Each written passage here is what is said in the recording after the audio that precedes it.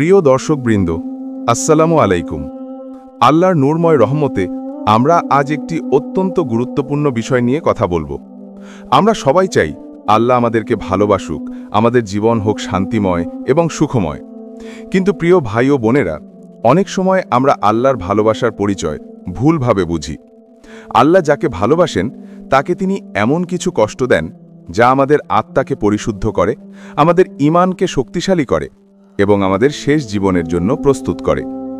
আপনি যদি পুরো ভিডিওটি মনোযোগ দিয়ে দেখেন তাহলে বুঝতে পারবেন আল্লাহর ভালোবাসা কেবল আনন্দে নয়, বিপদ ও কষ্টের মধ্যেও প্রকাশ পায়। এবং আমি আপনাদের একটি অনুরোধ করতে চাই, ভিডিওটি দেখার পরে অবশ্যই লাইক দেবেন, আপনার মতামত কমেন্টে জানাবেন, এই ভিডিওটি বন্ধু ও পরিবারের সঙ্গে শেয়ার করবেন এবং যদি আপনার চ্যানেলটি এখনও সাবস্ক্রাইব না করে থাকেন তবে সাবস্ক্রাইব করুন। এতে আপনার নেকি বৃদ্ধি পাবে এবং আমাদের কমিউনিটি আরও শক্তিশালী হবে। আজকের বিষয়, আল্লাহ যাকে ভালোবাসেন তাকে যে 4টি কষ্ট দেন তার মধ্যে প্রথম কষ্ট পরীক্ষার মাধ্যমে ধৈর্য ও ধ্যানশীলতা শেখানো। প্রিয় ভাই ও বোনেরা, আল্লাহ যাকে ভালোবাসেন তাকে প্রথমেই পরীক্ষা দেন। এটি হতে পারে হঠাৎ কোনো আর্থিক সংকট, অসুস্থতা, আত্মীয় বা বন্ধুদের সঙ্গে দূরত্ব বা এমনকি মনোবল ভাঙার মতো পরিস্থিতি। আমরা প্রাথমিকভাবে এই কষ্টগুলোকে দুঃখ বা অন্যায় মনে করি, কিন্তু বাস্তবে এগুলো আল্লাহর একটি অমূল্য নেক কাজের সুযোগ। যখন আমরা কোনো কঠিন সময়ের মুখোমুখি হই তখন আমাদের প্রকৃত ধৈর্য ও ধ্যানশীলতা পরীক্ষা হয়। আল্লাহ আমাদেরকে এই পরীক্ষার মধ্য দিয়ে আমাদের অন্তরের শক্তি, বিশ্বাস এবং পরিপূর্ণতা দেখতে চান। অনেক সময় আমরা মনে করি যে কঠিন সময় এড়ানোই জীবনের মূল লক্ষ্য, কিন্তু সত্যিকারের নেক জীবন হলো সেই জীবন যেখানে আমরা বিপদ ও কষ্টের মুখোমুখি হয়ে আল্লাহর প্রতি ধৈর্য ধারণ করি। এই পরীক্ষার মূল উদ্দেশ্য আমাদের আত্মাকে পরিশুদ্ধ করা। যেমন একটি দানবাহী ধাতুকে আগুনের মধ্য দিয়ে গলানো হয়, ঠিক তেমনি আমাদের হৃদয় ও বিশ্বাসও কঠিন পরিস্থিতির মধ্য দিয়ে গলিয়ে পরিশুদ্ধ করা হয়। এই কষ্ট আমাদের শেখায় ধৈর্য ধরে সহ্য করা, সহমর্মিতা করা এবং কঠিন পরিস্থিতিতেও আল্লাহর উপর নির্ভর করা। আপনি যদি এই কষ্টকে ধৈর্য শেখার সুযোগ হিসেবে গ্রহণ করেন তবে আপনার মন শান্ত হবে, আপনার ঈমান শক্তিশালী হবে এবং আল্লাহর নিকটতায় আপনার অবস্থান বৃদ্ধি পাবে। কখনোই মনে করবেন না যে এই কষ্ট নিরর্থক, বরং প্রতিটি দুঃখের মুহূর্ত আল্লাহর কাছ থেকে একটি নেকি ও প্রশান্তির বার্তা। ধৈর্য ধরে পরীক্ষা সহ্য করার মাধ্যমে আমরা জীবনের ছোট ছোট বিপদকে সহজে সামলাতে পারি। মনে রাখবেন, আল্লাহ যাকে ভালোবাসেন তাকে কখনোই অবহেলিত রাখেন না। এই কষ্টের মধ্যে দিয়ে আমরা আল্লাহর কাছাকাছি আসি এবং আমাদের অন্তরের দিক থেকে তিনি আমাদের নেকি বৃদ্ধি করেন। তাই পরবর্তী সময় কোনো কষ্টের মুখোমুখি হলে হাল ছাড়বেন না, এটিকে আল্লাহর ভালোবাসার এক নিদর্শন হিসেবে গ্রহণ করুন। দ্বিতীয় কষ্ট, ভালোবাসা ও সম্পর্কের ভঙ্গুরতা বুঝানো। দ্বিতীয় কষ্ট হল সম্পর্কের ভঙ্গুরতা বা প্রিয় মানুষদের কাছ থেকে ব্যর্থতা। প্রিয় ভাই ও বোনেরা, জীবনে আমরা প্রায়ই দেখি যে যারা আমাদের সবচেয়ে কাছের সেই মানুষগুলোই আমাদের কষ্ট দেয় বা আমাদের প্রত্যাশা অনুযায়ী আচরণ করে না। এটি একটি কঠিন অভিজ্ঞতা, কিন্তু আল্লাহ যাকে ভালোবাসেন তাকে তিনি এই কষ্ট দিয়ে সত্যিকারের সম্পর্কের গুরুত্ব ও মানুষের প্রকৃত স্বভাব বোঝান। এটি অনেক বড় শিক্ষা দেয়। আমরা শিখি কাকে বিশ্বাস করা যায়, কাকে নয়। আমরা শিখি যে সব সময় সবাই আমাদের পাশে থাকবে না এবং আমাদের আত্মনির্ভর হতে হবে। এই কষ্ট আমাদেরকে মানবিক সম্পর্কের বাস্তবতা বোঝায় এবং একই সঙ্গে আমাদের আল্লাহর প্রতি আরও গভীর বিশ্বাসে আকৃষ্ট করে। আপনি যদি এই ধরনের কষ্টকে নেক উদ্দেশ্যে গ্রহণ করেন তবে বুঝবেন যে এটি শুধু ব্যক্তিগত দুঃখ নয়, এটি একটি পরীক্ষা যা আমাদের অন্তরের দুর্বলতা দূর করে, আমাদের নৈতিকতা দৃঢ় করে এবং আমাদের আত্মার দৃঢ়তা বৃদ্ধি করে। তাই পরবর্তী সময় কোনো কষ্টের মুখোমুখি হলে হাল ছাড়বেন না, এটিকে আল্লাহর ভালোবাসার এক নিদর্শন হিসেবে গ্রহণ করুন। তৃতীয় কষ্ট, আত্মার পরিশুদ্ধি ও ব্যর্থতার মধ্য দিয়ে শিক্ষা গ্রহণ করা। প্রিয় ভাই ও বোনেরা, আল্লাহ যাকে ভালোবাসেন তাকে তিনি এমন কষ্ট দেন যা আত্মার পরিশুদ্ধি ও ব্যর্থতার মাধ্যমে শিক্ষার উৎস হয়ে দাঁড়ায়। আমরা জীবনে নানা সময় অনুভব করি আমাদের পরিকল্পনা ব্যর্থ হয়, স্বপ্ন ভেঙে যায়, কিংবা আমরা এমন পরিস্থিতিতে পড়ি যেখানে আমাদের কোনো নিয়ন্ত্রণ থাকে না। এই মুহূর্তগুলো প্রাথমিকভাবে আমাদেরকে হতাশ এবং বিভ্রান্ত করে, কিন্তু প্রিয় ভাই ও বোনেরা, এগুলো আল্লাহর কাছ থেকে এক অমূল্য শিক্ষা। প্রথমত, এই কষ্ট আমাদের শেখায় আমাদের আত্মাকে চিনতে। আমরা বুঝতে পারি যে আমরা কতটা ধৈর্যশীল, কতটা সহনশীল, কতটা নৈতিক। অনেক সময় আমরা ভাবি ব্যর্থতা মানে আমরা কিছু করতে পারিনি, আমরা আল্লাহর কাছে কমতর। কিন্তু বাস্তবে ব্যর্থতার মধ্যেই আমরা আমাদের সীমাবদ্ধতা এবং ক্ষমতার প্রকৃত স্বরূপ বুঝি। আল্লাহ আমাদের এই ব্যর্থতার মাধ্যমে আমাদেরকে প্রয়োজনীয় শিক্ষা দেন, যাতে আমরা জীবনের পরবর্তী ধাপের জন্য প্রস্তুত হই। দ্বিতীয়ত, এই কষ্ট আমাদের আত্মার পরিশুদ্ধি করে। আমরা প্রায়ই আমাদের অহংকার, অহংবৃদ্ধি এবং অবজ্ঞা নিয়ে জীবন কাটাই। আল্লাহ যাকে ভালোবাসেন তাকে তিনি এমন পরিস্থিতিতে ফেলে যেখানে আমরা এককভাবে কিছু করতে পারি না। তখনই আমাদের হৃদয় নম্র হয়, আমাদের আত্মা পরিশুদ্ধ হয় এবং আমরা বুঝি যে সবকিছু আল্লাহর হাতে। এটি আমাদেরকে ধৈর্যশীল করে তোলে, আমাদের বিশ্বাসকে দৃঢ় করে এবং আমাদের নেক কাজের প্রতি আগ্রহ বাড়ায়।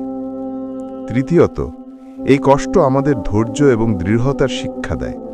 যখন আমরা ব্যর্থতার মুখোমুখি হই, তখন আমাদের স্বাভাবিক প্রবৃত্তি হয় হতাশ হওয়া বা হাল ছেড়ে দেওয়া। কিন্তু আল্লাহ যাকে ভালোবাসেন তাকে তিনি এই কঠিন পরিস্থিতির মধ্যে দিয়ে শেখান ধৈর্য ধারণ করতে। ধৈর্যশীল হওয়া মানে কেবল অপেক্ষা করা নয়, বরং কঠিন সময়ও আল্লাহর ওপর বিশ্বাস রাখা, নেকি বজায় রাখা এবং মনকে শান্ত রাখা। চতুর্থত, এই কষ্ট আমাদের আত্মবিশ্লেষণের সুযোগ দেয়। আমরা দেখি কোথায় আমাদের দুর্বলতা আছে, কোথায় আমাদের চরিত্র উন্নতির প্রয়োজন।